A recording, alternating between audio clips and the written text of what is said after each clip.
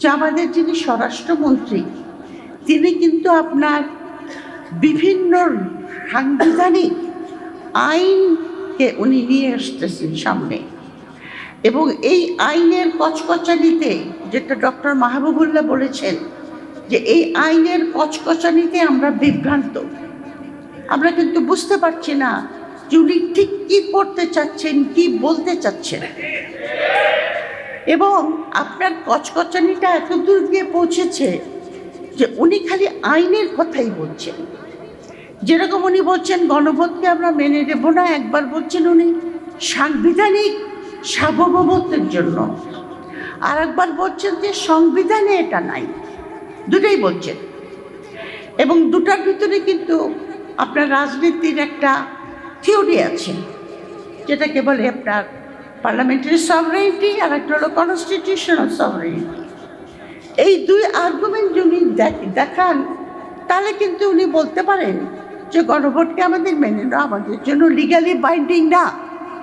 কিন্তু উনি একটা জিনিস ভুলে যাননি, ইচ্ছা করেই বলছেন না, সেটা হলো সংবিধান মানুষের জন্য, এবং সংবিধানের আইন দ্বারা সব কিছু কিন্তু হয় না।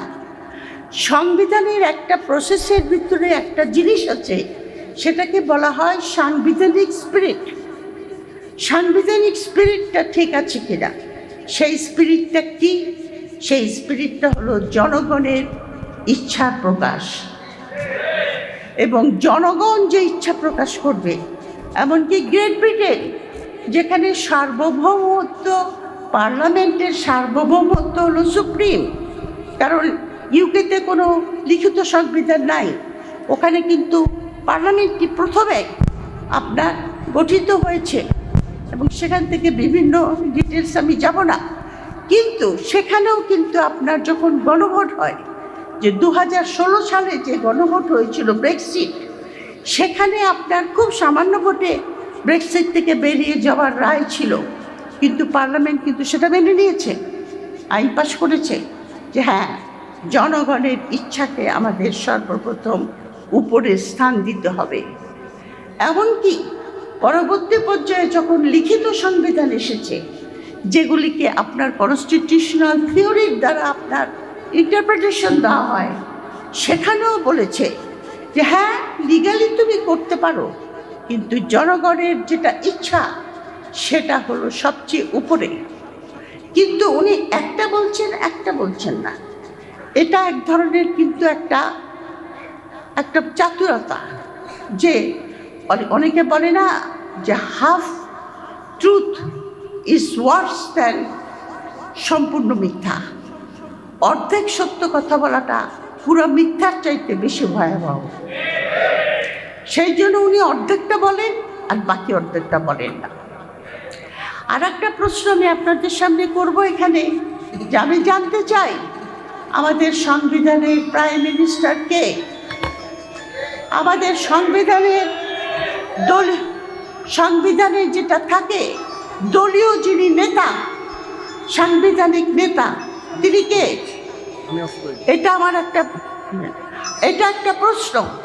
কারণ যে সমস্ত সাংবিধানিক সমস্যা, যে সমস্ত আশা আকাঙ্ক্ষার কথা এই আন্দোলনের দ্বারা ইয়াং জেনারেশন তারা তুলে ধরেছে, সেগুলি মেনে নেবে না মেনে নেবে, সেটা কিন্তু দলীয় নেতার বলার কথা। কিন্তু দলীয় নেতা যতক্ষণ না বলবেন ততক্ষণ পর্যন্ত আমরা এটা কি করে বুঝবো যেটা কার ভয়েস এটা? কারণ দলীয় নেতা উপস্থিত থাকতে আর একজন তার পক্ষ হয়ে কথা বলে, এটা কোনো পার্লামেন্টে আমি জানি না, আমার জ্ঞানের ভিতরে নাই, যে এটা আপনার ক্ষুদ্র জ্ঞানের ভিতরে আমি এটা কোনোদিন শুনি নাই, দেখি নাই।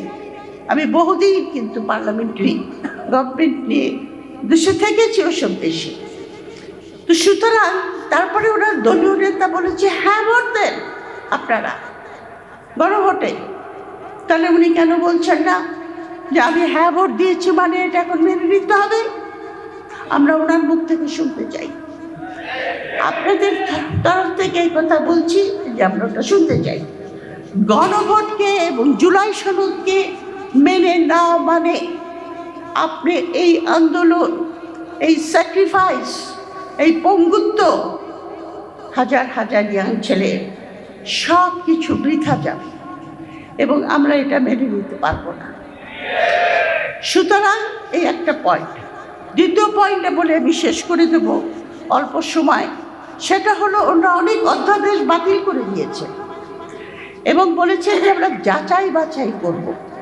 যাচাই বাছাই কথাটা কিন্তু খুবই একটা অমিনাস কথা, কারণ যাচাই বাছাইয়ের মাঝখানে অনেক কিছু ঘটে। যে অধ্যাদেশগুলি উনি বাতিল করেছেন তারা বলেছেন পরে আমরা বিল আকারে করব, আনব। মানবাধিকার, পুলিশ কমিশন, গুম কমিশন, এগুলি সবই একটা জাতির জনগণের মানবিক অধিকার লঙ্ঘন করার জন্য যদি ঠিক মতো না হয় যথেষ্ট। দ্বিতীয় দুদকটা ভুলে গেছি, দুদক, এবং দুদকের না হলে দুদকের চেয়ারম্যানকে সরিয়ে দেওয়া হয়েছে। এস আলম আবার চলে এসেছে।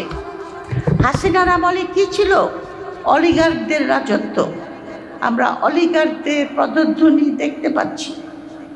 দ্বিতীয়ত আপনার যে কথাটা সবচাইতে বড় জিনিস যেটাতে হাত দিয়েছে তারা, সেটা হলো আপনার বিচার বিভাগের স্বাধীনতা।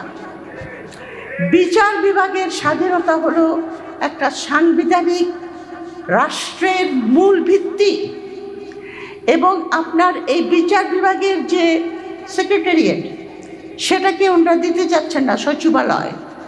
আর্গুমেন্ট করেছেন যে ওই সচিবালয় করতে যে টাকা লাগবে সেই টাকাটা তো জনগণের থেকে যাবে, ওটা জনগণের কাছ থেকে আমরা আনবো কী করে? কিন্তু বিচার বিভাগ তো আপনার মানে সরকারের একটা ব্রাঞ্চ, সাবেই ব্রাঞ্চ এটাকে বলে। এইটার স্বাধীনতা যদি আপনি এনশিওর করতে না পারেন, বিভিন্ন ধরনের প্রসিডিওর আছে, আমি ওগুলি বলবো না, দীর্ঘস্থায়ী হয়ে যাবে। যেরকম বিচারকদের আপনার নিয়োগ, তাদের রিমুভাল, তাদের পেনশন ইত্যাদি ইত্যাদি অনেকগুলি আপনার সংবিধানে লেখা থাকে। এগুলি হয়ে গেছে আবার সংবিধানে এগুলি লেখা থাকে, কিন্তু ওই ভিত্তিটা পর্যন্ত তারা দিতে রাজি হচ্ছেন না। সংবিধানে বিচার বিভাগে হাত দেওয়া মানে হলো আপনি স্বৈরতন্ত্রের পথে অগ্রসর হচ্ছেন। কারণ আপনার শেখ হাসিনা অনেক কিছু করেছে, আপনারা জানেন, সংবিধানের নামে। এমনকি যে আন্দোলনটায় যে নাহিদরা করেছে সেটাও তো সংবিধান থেকেই শুরু। সংবিধানে বলেছিল কোটা হবে, তারপরে আবার সেটাকে ওভারটার্ন করে দিল, সেখান থেকে এখানে আসলো। সংবিধানকে ব্যবহার করে কেয়ারটেকার গভর্নমেন্টকে সরিয়ে দেওয়া হয়েছে। একটা কথাই আছে যে political question must be settle politically. Political question যদি বারবার বিচার বিভাগকে টেনে নিয়ে আসেন, সেটাকে বলে আপনার জুডিকেশনস অফ দি পলিটিক্স। তার মানে আপনি জুডিশিয়ারিকে ধ্বংস করে দিচ্ছেন, এবং জুডিশিয়ারিকে ধ্বংস করে দিলে শুধু যে মানবাধিকার লঙ্ঘন হয় তা না, রুল অফ ল লঙ্ঘন হয় তা না, এটা লঙ্ঘন করে সোশ্যাল জাস্টিস, যেটাকে আমরা বলি ইনসাফ। সবচেয়ে বড় জিনিস হলো সংবিধানের যে আপনার মুরব্বী, যিনি সংবিধানকে রক্ষা করবেন যাতে দেশে সাংবিধানিক আইন চলে, সেটাকে আপনি ধ্বংস করে দিচ্ছেন। শেষ কথা আমি যেটা বলতে চাই, আমি দেখছি শুধু ছল চাতুরি। কারণ এখানে আপনার নাম কি, সালাউদ্দিন সাহেব আর একটা কথা দেখলাম, আমি কাগজে আস্তে আস্তে পড়ছিলাম যে না গণভোটকে আমরা মেনে নেব, গণভোটকে আমরা 4th শিডিউলে ওটাকে আপনার ইনক্লুড করে নেব।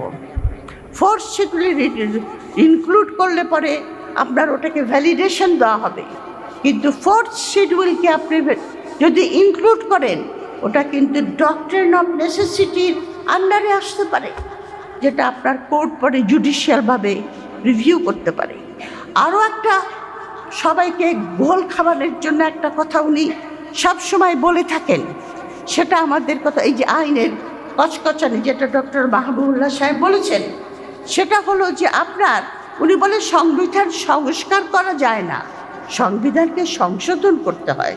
অবশ্যই সংবিধানকে সংস্কার করা যায়, পৃথিবীর বহু দেশই করেছে। উনি সংবিধানের কথা, সংশোধনের কথা কেন বলেন? কারণ কনস্টিটিউশন যদি সংশোধন হয় তাহলে সেটা জুডিশিয়াল রিভিউর আন্ডারে আসে।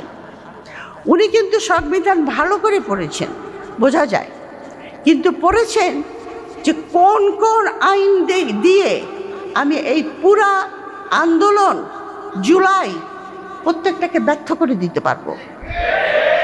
সেই জন্যই কিন্তু উনি সংবিধানটা কিন্তু ওনার ভালো জানা আছে, এটা বোঝা যায়, ওনার কথাবার্তা শুনলেই বোঝা যায়। কারণ ওটার কাউন্টার আর্গুমেন্ট দেওয়ার জন্য লোকের দরকার। যে আপনি যেটা বলছেন এটা তো পুরোপুরি সংবিধান নয়, আপনি তো অর্ধেকটা বলছেন না, আপনি সংবিধানের স্পিরিটের কথা কোথায় বলছেন, যেটা একদম establish fact in a constitutional গভর্নমেন্টে। উনি কিন্তু অর্ধেকটা বলেন না, এই ছলচাতুরি। আমার তো মনে হয় আমাদের ভালো ভালো লয়ার অনেক আছে, আমি শিওর, ওনাকে চ্যালেঞ্জ করা উচিত, বসা উচিত। লাস্ট কথা হলো, যেভাবে উনি একটা সংসদ চালানোর চেষ্টা করছেন, যে অপোজিশনকে কোনো কথা বলতে দিতে চান না, তাহলে এই 5 বছর কি আমরা এই ওয়ান পার্টি ডমিনেটেড পার্লামেন্ট দিয়ে থাকবো, যারা যা খুশি তাই করবে? সুতরাং আমাদের এখানে সবার আওয়াজ তুলতে হবে, ওনাকে চ্যালেঞ্জ করতে হবে যে আপনি যেগুলি বলছেন এটা অর্ধেক বলছেন, বাকিটা বলেন। বাকিটা না বললে পরে আমরা সংসদেও আওয়াজ তুলব, আমরা বাইরেও আওয়াজ তুলব। আপনাদের অনেক ধন্যবাদ। Thank you.